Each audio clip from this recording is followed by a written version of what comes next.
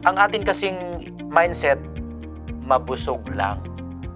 Pero dapat tayo, pag tayo ay kumakain, ang nasa isip natin, tayo ay maging malusog.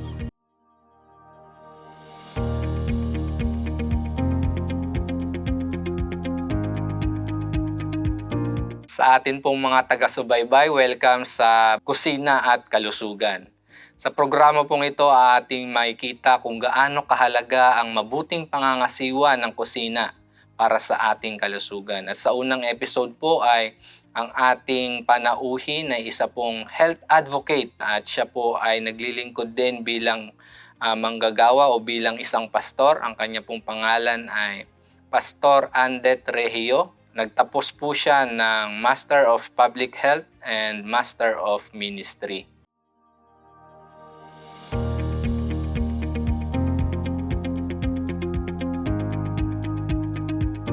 Magandang umaga po, Pastor. Bilang advocate po o tagapagsulong ng kalusugan, ano po ang naging dahilan at naging advocate po kayo at ilang taon na po kayong nagsusulong ng magandang kalusugan?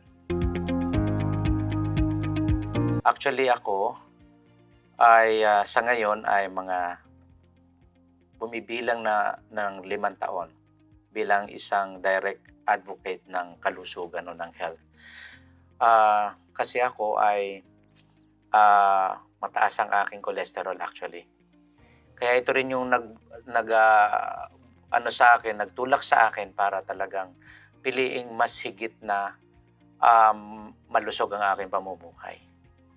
Kasi ay nararamdaman ko na kasi hindi naman tayo bumabata, tumatanda talaga.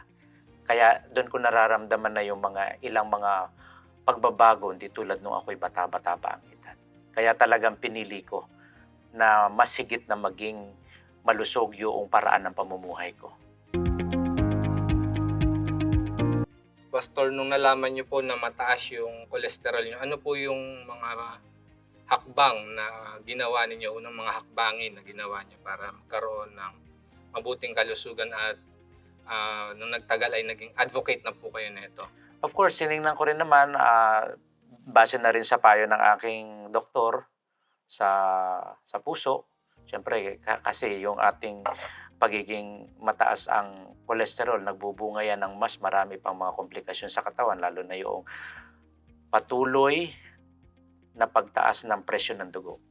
Yan kasing pagtaas ng presyon ng dugo na matagal nang nangyayari sa buhay ng isang tao, kapag yan ay hindi naalagaan o nabantayan, ay magdudulot yan ng iba pang mga komplikasyon sa katawan. Kaya yung pagtaas na yan ng aking presyon, yung hypertension, ay yan ay aking minomonitor sa pamamagitan ng regular na pagpapa-blood chem, at yun ay pinapakita ko sa doktor pag sinabi niyang, Pastor, ikaw ay mag-iingat sa ganito at wag mo nang i-take itong ganito. So, sinusunod ko naman siya para at least ay mas maging maayos yung aking paggalaw at yung aking pamumuhay araw-araw. Ano po yung mga naipayo sa inyo or yung mga ginawa ninyo para mapababa po yung hypertension o yung high blood nyo at yung cholesterol? Ayun, umiwas sa mga matatabang pagkain, mamamantika, maaalat, matatamis. Magkakasama actually yan. Feeling lang natin minsan ay parang kapag matamis, diabetes yun. Pero hindi magkakasama itong gumagalaw. Ito yung tinatawag na mga lifestyle diseases.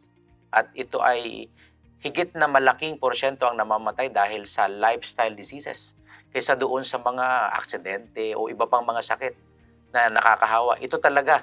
Kasi ito ay, pag sinabing lifestyle kasi, Sam, ay ito yung paraan ng pamumuhay mo na nagdudulot ng marahil ng pagkakasakit mo o yung pagbuti ng iyong katawan. Depende sa iyong choice.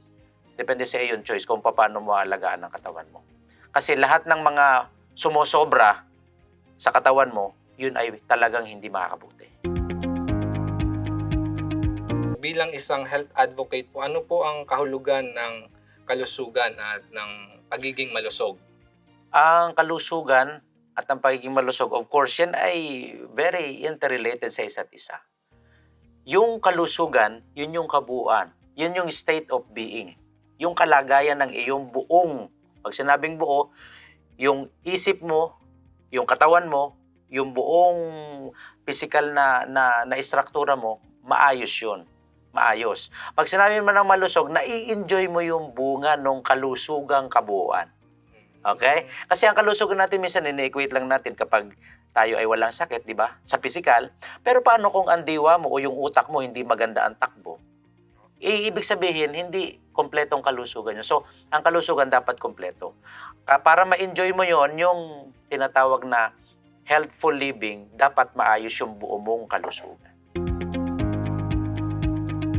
Napakaganda po ng sinabi niyo, Pastor, na yung kalusugan o yung pagiging malusog ay na-enjoy nyo yung whole being. Yeah.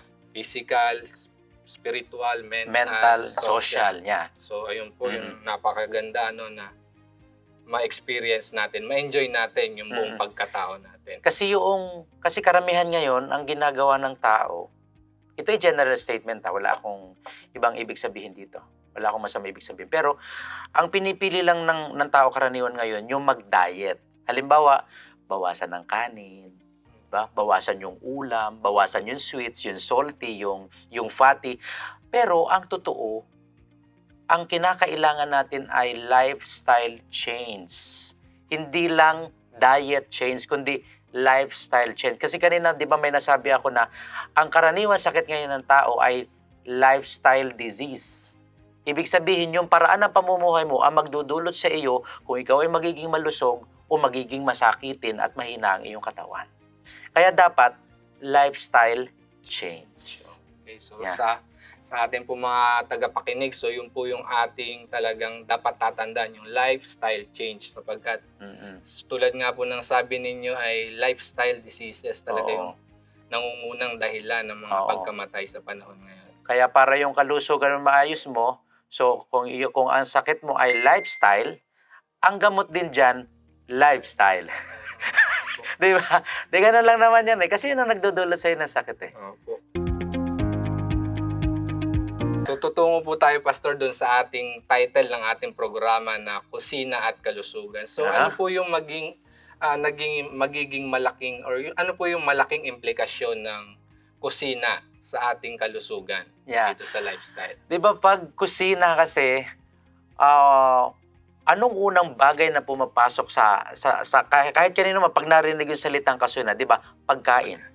At pag narinig mo yung salitang pagkain, ang maiisip mo na kaagad, iba-ibang klase ng mga tao, yung size o korte ng kanilang katawan. At ang pinaka namamayaning isip natin kapag kusina, ay yung talagang malaki ang size ng katawan ng isang tao. Pero, sana yung kusina natin, mga minamahal na mga taga-subaybay sa programang ito, sana po hindi yun ang maging dahilan kung bakit tayo magkakaroon ng hindi mabuting kalusugan. Dapat ay yung kusina ay magbibigay sa atin ng kailangan nating mga nutrients, ng mga kinakailangan ng mga vitamins at kinakailangan nating mga pampalusog sa katawan. Hindi magdudulot na yung kusina ang magiging graveyard natin o libingan natin. So mas maganda yung kusina, doon natin napapalusog yung ating buong pangangatawan.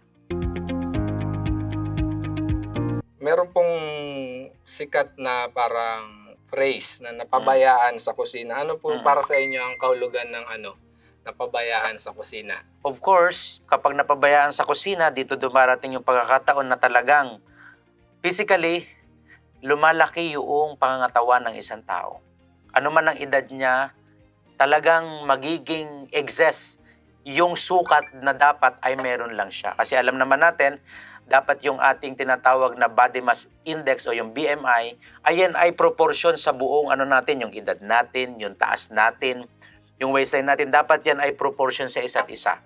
Kaya lang, pag hindi naging proportion yung mga bagay na iyan, doon yung sinasabi na yung ating kalusugan ay talagang nasa matinding kapahamakan kapag kaganon. Kaya yung kusina natin, ibig sabihin, generic term yan para sa preparation ng pagkain. Hindi ibig sabihin na kasi lahat naman talaga sa kusina yan dinadala sa lutuan.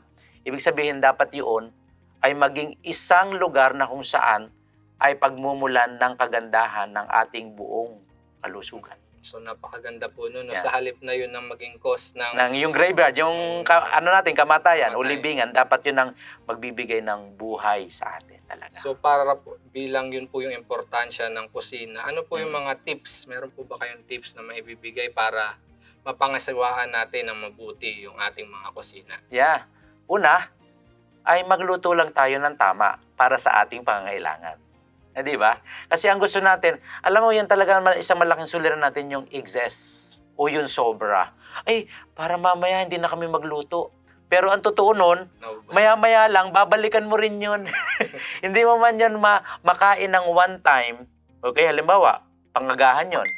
Ang talagang ano mo lang naman ay pangagahan talaga. Pero maya-maya, bago magtanghalian, in between, gusto mo na namang kukutin yun. So, ibig sabihin dapat, magluto ka lang ng tamang dami para sa tamang pangangailangan mo during that particular meal.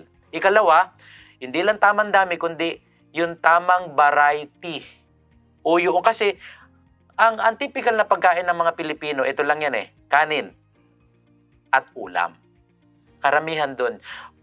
Hindi natin maalala na dapat may prutas dyan. Okay? Na dapat may gulay dyan.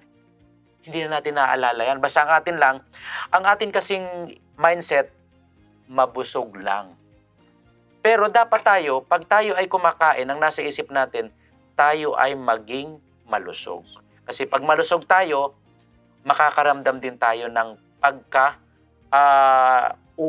pagkabusog. Kasi alam natin na dahil variety yung kinakain natin, nandun natin ng pagkain. So, hindi natin nanasain yung ibang dami ng ibang pagkain kasi yun pa lamang iba't ibang variety, okay, ay magdudulot na yun sa atin para makaranas tayo ng kabusugan. At the same time, yung healthiness ng ating kinain ay nandoon talaga. Kaya ibig sabihin, dapat pag-aralan natin na yung mindset natin mabago, na magkaroon tayo ng tinatawag na yun ay variety ng mga pagkain. At hindi lamang yung tamang dami, hindi lamang yung variety, kundi dapat ay nasa tamang panahon yung ating pagkain. Hindi kain ng kain. Halimbawa, kumakalamis, naku, gutom na ako. Hindi po yon. Kasi baka marahil acid reflux lang yon. O, di ba? Kasi nga ay dahil nagkaroon na ng imbalancement sa loob ng iyong katawan, kala mo, pag kumalam yung sikmura mo, ay busog, ay gutom ka. Yun naman pala, kaya lang ng pag-inom ng tubig. Plain na tubig, o kaya naman ay yung mga natural fruit juices. Di ba? O kaya naman pagkain lang ng kahit isang simpleng ng saging. Ibig sabihin, mayroong mga pamamaraan. Kaya lang kung bawat kibo natin ay, naku, kailangan ko magluto na pala o kailangan ko kumain. Doon magkakaroon ng napabayaan sa kusina yung sinasabi mo kanina. So, napakaganda po nung sinabi niyo, Pastor, na pwede rin natin makuhanan ng tip, no? Yung kumain tayo hindi lang para mabusog, kundi para maging malusog. Yun. Yun ang napakaganda target. po nun, Pastor. Yeah. Maaari po kayo, Pastor, magbigay ng isang karanasan or nakita nyo sa nakaraan, mga past experiences nyo na naging maganda ang epekto ng magandang pangangasiwa ng kusina sa magandang kalusugan. Isa pong experience. Actually, sa bahay, karaniwan, ay ako nagluluto talaga sa bahay namin. So, nagpe-prepare ako para sa pamilya ko ng mga pagkaing hindi lamang kami mabubusog doon, kundi mai-enjoy namin yung bawat mga pagkakataon na kumain ng mga masustansyang pagkain. Yes, medyo minsan may kahirapan ng buhay, nagdarahop tayo kasi marahil kinukulang. Pero hindi naman necessarily naman ang mabuting paghahanda ng pagkain o yung tinatawag na balanced diet ay mahal yung kailangan mong i-ready. Ang kailangan lang naman ay yung mga pagkain na plant-based, halos doon dapat ay plant-based, and the rest doon ay maihahanda mo siya ng maayos at makakain ng pamilya mo ng maayos. Kasi at least, para dito, yung ating katawan ay talagang maaalagaan natin siya to the fullest. Yung pinaka mataas na angat na maaaring maranasan ng isang tao habang nabubuhay siya. At yun yung magkaroon ka ng mabuting kalusugan. Sabi nga ni Queen Elizabeth, sabi niya, lahat ng aking kayamanan, kapalit ng aking mabuting kalusugan. Ibig sabihin, walang kwenta ang maraming bagay sa mundo, lalo ng kayamanan, if you are always in the hospital, at ang dami mong mga medisinang itinitake as maintenance, mas mabuti sigurong ngumata ng apple o ng saging kaysa uminom ng synthetic na gamot. Di ba? Pero may iwasan lang yon kung babaguhin natin yung mindset natin. Sana ito ang ating ayos. Kaya nga may isang manunulat, ang sabi niya ganito, napakaganda ng kanyang sinabi. Sabi niya, change your course of living. Kayong pamumuhay mo, ibig sabihin kabuuan ito. You're eating, you're drinking, and you're working. While you pursue the course you have been following for years, maraming panahon, mahabang panahon, you cannot clearly discern sacred and eternal things. Your sensibilities are blunted and your intellect beclouded. Para yung diwa natin ay maging maayos ang pagkilos nito at ang pag-iisip, at yung mindset natin ay mapalitan ng maayos na pag-iisip, dapat ating baguhin yung sistema at kabuuan ng buhay natin. At yan din naman yung sinasabi sa salita ng Panginoon. Gusto kong i-quote ito, Sam. Para yung ating mga taga-subaybay ay ma-remind sila na we are not on our own. Hindi tayo nabubuhay para sa ating sarili kasi we are created by the Lord. Una, hindi natin pwedeng sabihin na ito ang gagawin ko, ito ang kakainin ko, ako ang bahala sa buhay ko. No, because we are property of the Lord. Hindi property natin ang katawan natin. Pinaiingatan ito ng Diyos sa atin. Siya ang may-ari. Kaya ang sabi sa 1 Corinthians chapter 10, verse 31, ang sabi dito, kaya kung kayo may nagsisikain, o kung kayo man ay nagsisiinom, o kung ano man ang inyong ginagawa, ang lahat ay gawin ninyo sa ikaluluwalhati ng Diyos. Diba? Napakaganda nun kasi we are being reminded every now and then, hey, your body is not yours. It's the Lord's property. At kung doon, kung tayo ay medyo talagang napapasarap ng pagkain at nakakasama, naku, akin palang hindi napaparangalan yung Diyos sa katawan ko, sa mga pagkilos ko, lalo na sa pagkain ko, kung ganun lamang ating inip. So, mas magandang ma-enjoy natin yung buhay natin while we are in this planet Earth. Ma-enjoy natin ito, mas maganda yung humahaba yung buhay, pero mas less yung ating mga nararamdamang sakit. Bunga ng maling pagpili dahil sa mga pagkaing ating kinakain or inihahanda. Maraming salamat po, Pastor. Meron po kayong nais na i-address sa ating mga tagapakinig bago po tayo magtapos? Sa minamahal po naming mga taga-subaybay, mga kaibigan, mga lalo-lalo na po yung mga tagapaghanda ng ating pagkain sa pagkainan. Ito Sam, karamihan dito mga nanay ng tahanan, di ba? Pero ito po hindi para lamang sa nanay ng ating mga tahanan, kundi sa lahat po ng may kakayanang maghanda ng pagkain. Tandaan po natin yung tatlong bagay sabi ko kanina, yung tamang dami nito, yung pagkakaiba-iba o variety nito, yung tamang panahon ng paghahanda, at higit sa lahat, ay yun pong bagay na nasain natin, yung palaging maging malusog ang ating buong pangangatawan. Yung ating isip, yung ating pagkatao, yung tiwala natin sa Diyos, at yung ating emosyonal at sosyal na pagkipag-ugnayan sa kapwa-tao. Yan po ang kahulugan ng isang mahusay at mabuting kalusugan. Kaya po sana, pahalagahan po natin ang ating buhay. Iisa lang po ito. At tandaan po natin, ang buhay na ito po ay hindi sa atin. Ito po ay galing at pag-aari lamang ng Diyos. Maraming pong salamat. Maraming salamat po sa inyong pagsubaybay sa unang episode ng Kusina at Kalusugan. Sa mga susunod po na episode, ating makikita kung paano naman tayo makakapag-prepare ng mga pagkain para sa ating mabuting kalusugan. At meron din po tayong mga panauhin na mag-share ng kanilang mga experience o isi-share ang kanilang mga testimony na kung paano sila gumaling or paano naging mabuti ang kanilang pangangatawan sa pamamagitan ng lifestyle change na atin pong pag-aralan sa episode na ito. So muli po, sa kaparehong oras, sa susunod na linggo, ang Kusina at Kalusugan ay magbabalik.